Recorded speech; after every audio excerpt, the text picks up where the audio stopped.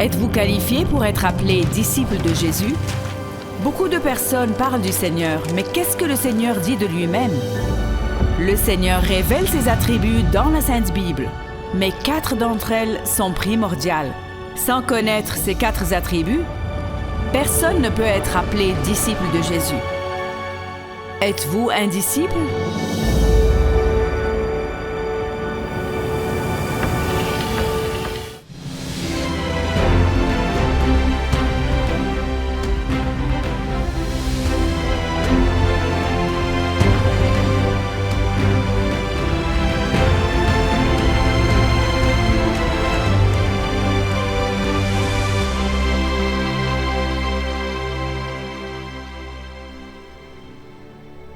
L'amour est l'amour, n'est-ce pas? Donc cela peut vouloir dire n'importe quoi. De n'importe quelle manière que vous souhaitez, l'amour est l'amour.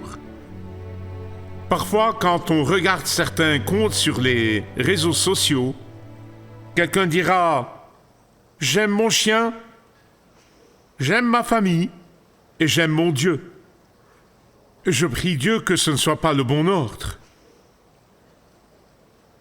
Mais bien-aimés, certaines personnes sont totalement et complètement confuses par ces idées trompeuses au sujet de Dieu et de son amour. Ces idées envahissent la culture occidentale avec violence. Ce mensonge absolu présente Dieu et son amour comme bénin, insipide, invertébré et une neutralité universelle est en train de gagner du terrain comme une avalanche. Or, en réalité, l'amour de Dieu est actif, même farouche. L'amour de Dieu lui a coûté un prix colossal et incalculable. L'amour de Dieu est incompréhensible, insondable et incommensurable. Mais lorsqu'il s'agit des disciples de Jésus, nous devons passer toute notre vie à tenter de comprendre l'amour incompréhensible de Dieu. Et c'est l'une des grandes prières de l'apôtre Paul qui prie pour les croyants d'Éphèse, mais en réalité pour tous les saints. Je vous invite donc à vous tourner avec moi vers Éphésiens chapitre 3, versets 18 et 19, 2 versets seulement. Sa prière est qu'ils puissent comprendre, qu'ils aient la capacité, car par nature nous sommes incapables, nous n'avons pas la capacité de comprendre. Nous avons donc besoin de la puissance de Dieu, dit-il, pour nous donner la force de commencer à comprendre l'immensité de l'amour de Dieu. Écoutez bien s'il vous plaît, Dieu seul peut nous donner cette capacité. Personne ne peut comprendre l'amour de Dieu sans la puissance de Dieu. C'est pourquoi voici ce qu'il dit, pour que vous puissiez être capable de comprendre avec tous les saints, c'est-à-dire avec tous ici aujourd'hui, tous les saints, tous les croyants, tous les disciples, pour comprendre quelle est la largeur, la longueur, la profondeur et la hauteur de l'amour de Christ, et de connaître cet amour qui surpasse toute connaissance. Traduction Youssef, cela dépasse l'entendement. Afin que vous soyez remplis de toute la plénitude de Dieu. Ce que Paul prie est ceci, que les disciples de Jésus connaissent l'inconnaissable, que les disciples de Jésus atteignent le fond de l'insondable, que les disciples de Jésus sondent la profondeur de l'incompréhensible. Maintenant, pour le peu d'entre vous qui trouvent cette affirmation déroutante, courage, tout va s'éclairer dans un instant. Voici ce que Paul prie pour que vous et moi entrions plus profondément dans la compréhension de l'amour incompréhensible de Dieu. C'est pourquoi l'apôtre Paul dit ailleurs, il dit « Nous connaissons maintenant partiellement. Mais au ciel, nous passerons toute l'éternité, à comprendre pleinement combien profond, élevé, long et large est l'amour de Dieu en Jésus-Christ. Puis-je entendre un amen? Je vais partager avec vous trois choses. Je prie Dieu que vous vous en souveniez, je prie Dieu que vous puissiez les mémoriser, je prie Dieu que chaque matin vous les regardiez. Premièrement, l'immensité du coût de l'amour de Dieu. Deuxièmement, l'obstacle des récipients de l'amour de Dieu. Troisièmement, l'incommensurabilité des bénédictions de l'amour de Dieu.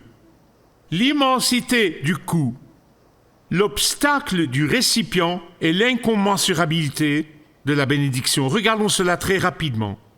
Tout d'abord, l'immensité du coût de l'amour de Dieu. Pas cet amour superficiel, amour, tout est amour.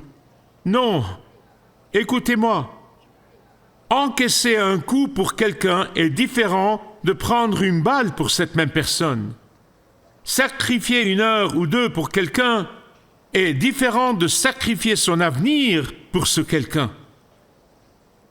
Mourir pour quelqu'un est difficile, mais réfléchissez à ceci. Le Dieu homme parfait qui n'a jamais commis de péché, dont la vie avait une valeur infiniment supérieure à celle de tout être humain ou de tous les êtres humains réunis, le Dieu créateur, le créateur du monde, pour que lui meure pour des réprouvés, cela est impossible à mesurer.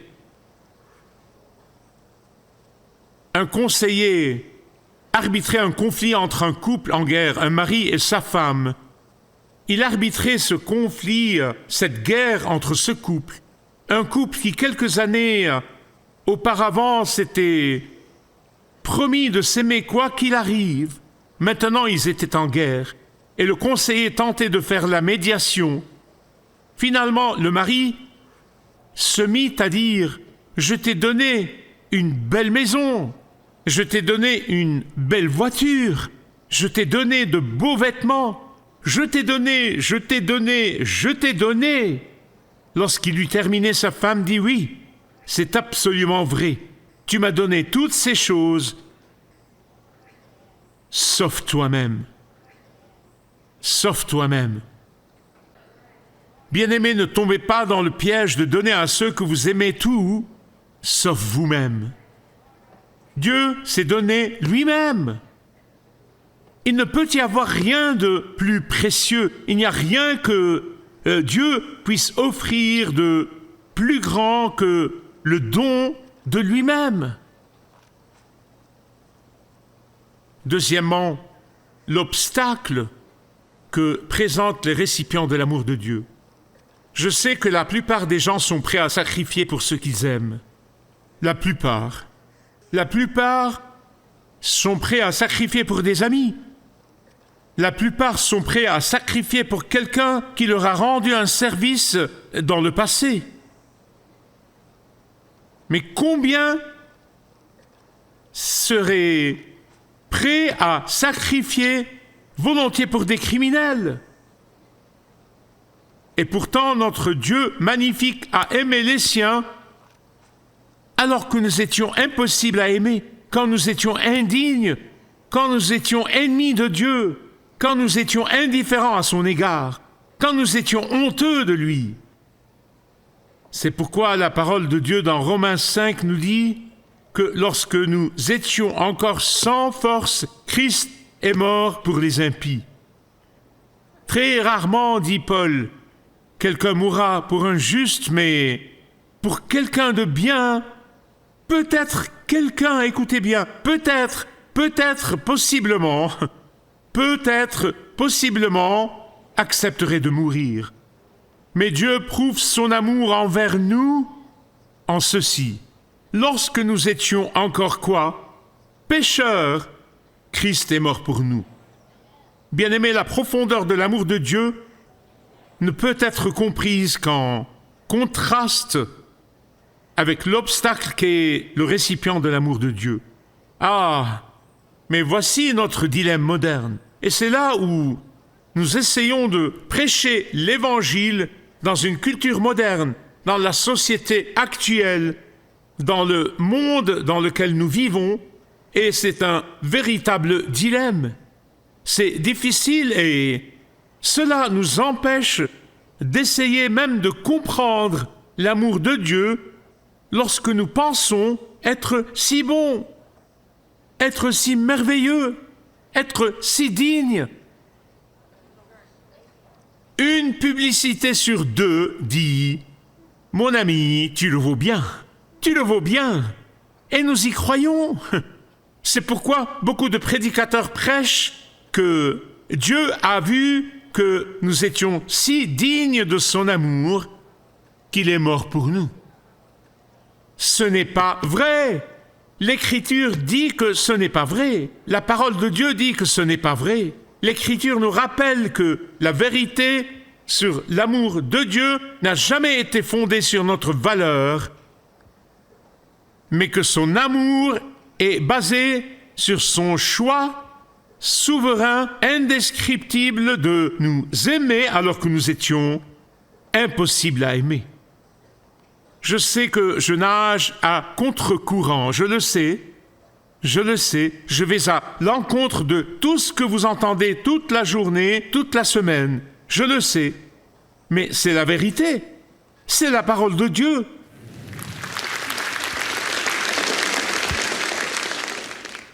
Écoutez bien s'il vous plaît, la nature humaine étant ce qu'elle est, je le sais, nous voulons nous attribuer le mérite de ce que Dieu nous a donné gratuitement. Nous voulons nous en attribuer le mérite. Le peuple d'Israël est tombé dans ce même piège. Il l'a vraiment fait et il l'a fait constamment. Nous voyons cela tout au long de l'Ancien Testament, tout comme l'Église tombe dans ce piège aujourd'hui. Après tout, ils ont été délivrés de l'Égypte, et oui, ils ont vu les miracles, ils ont vu les plaies, ils ont vu l'ouverture de la mer Rouge, et ils ont commencé à se regarder et dire « Nous devons être extraordinaires ». Dieu ne ferait pas cela pour n'importe qui. Nous sommes très, très spéciaux. Nous sommes très spéciaux.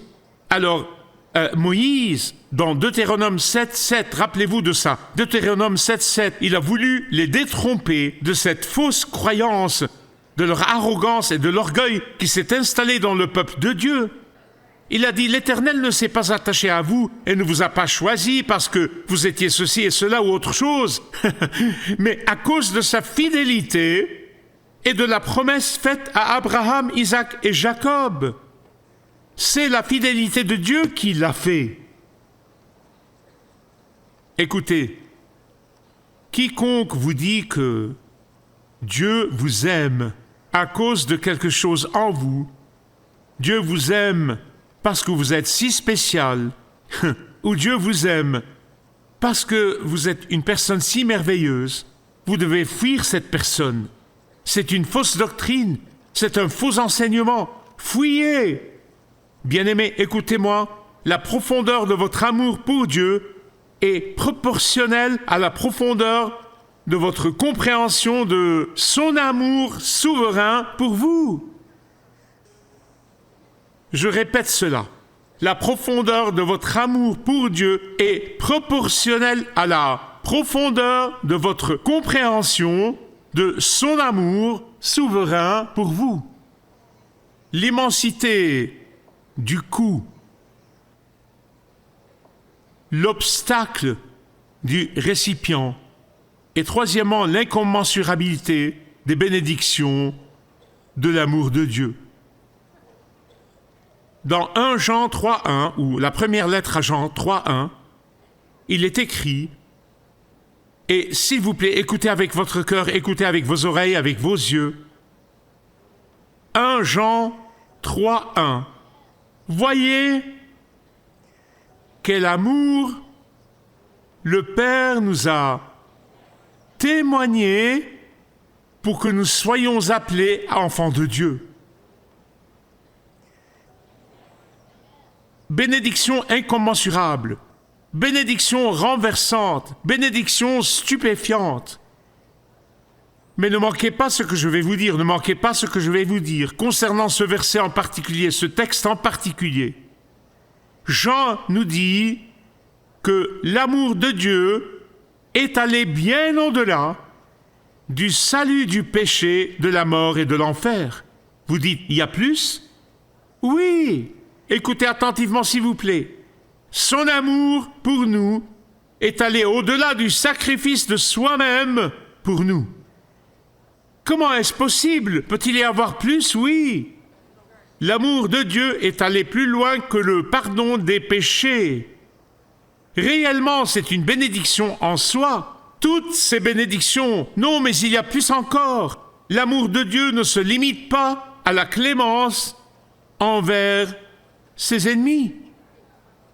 Je suis sûr que certains d'entre vous se disent, Michael, comment est-ce possible?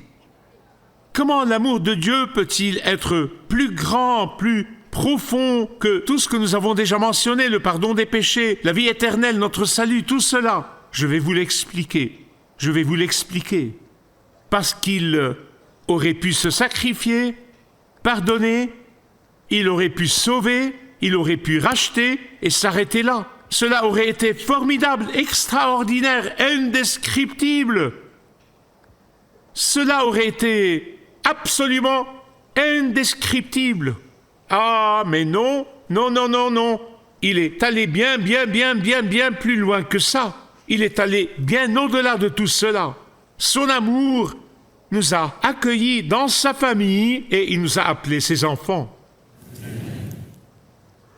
D'ailleurs, soit dit en passant, certains d'entre vous le savent, notamment ceux que je connais bien et qui ont adopté des enfants au fil des ans et qui savent assurément l'immense et profonde admiration et la profonde reconnaissance que j'ai pour eux. Ils le savent. Mais il y a toujours une chose que ni vous ni moi ne pourrions jamais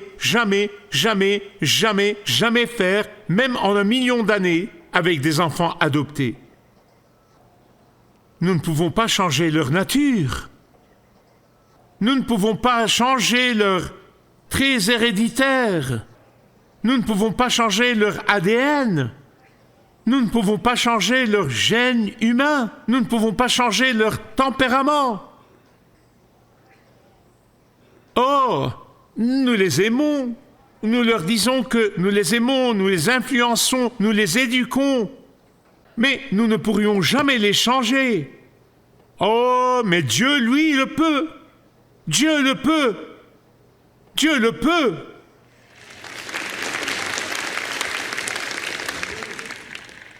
Écoutez, 1 Jean 3, 9. Je veux que vous y réfléchissiez longuement. Quiconque est né de Dieu ne pratique pas le péché. Pourquoi? Parce que la semence de Dieu demeure en lui. Il ne peut pas continuer à pécher car il est né de Dieu. Mais ce n'est pas tout. Ce n'est pas tout. C'est ainsi que nous reconnaissons les enfants de Dieu. C'est la seule façon. C'est la seule. Pas ce qu'ils disent.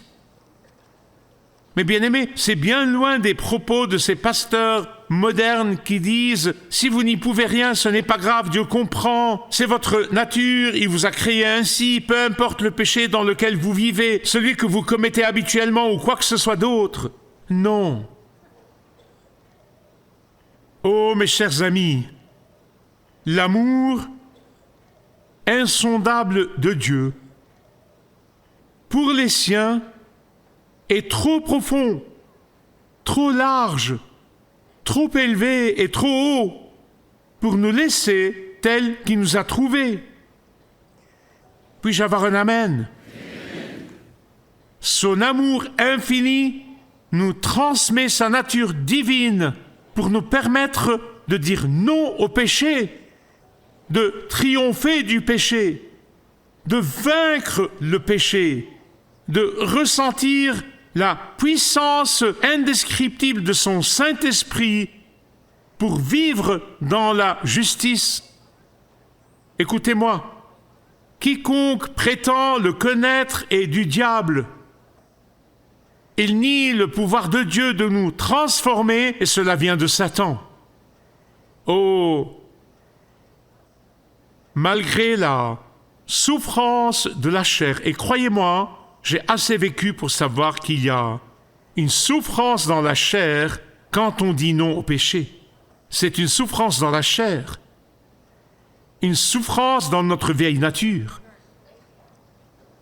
Malgré la douleur qui pourrait venir du rejet, voire de la persécution que nous pouvons éprouver quand nous disons non au péché, Dieu nous aime trop pour nous laisser vivre pour nous-mêmes. Dieu nous aime trop pour nous abandonner à nos convoitises, à notre orgueil, à notre rancune, à notre amertume, à notre haine et à la satisfaction de nos désirs charnels. Dieu a payé un prix inestimable, non seulement pour pardonner nos péchés, bien sûr qu'il le fait, il a fait ceci et il fait cela, mais il a aussi payé un prix colossal pour nous délivrer du péché et nous donner la victoire.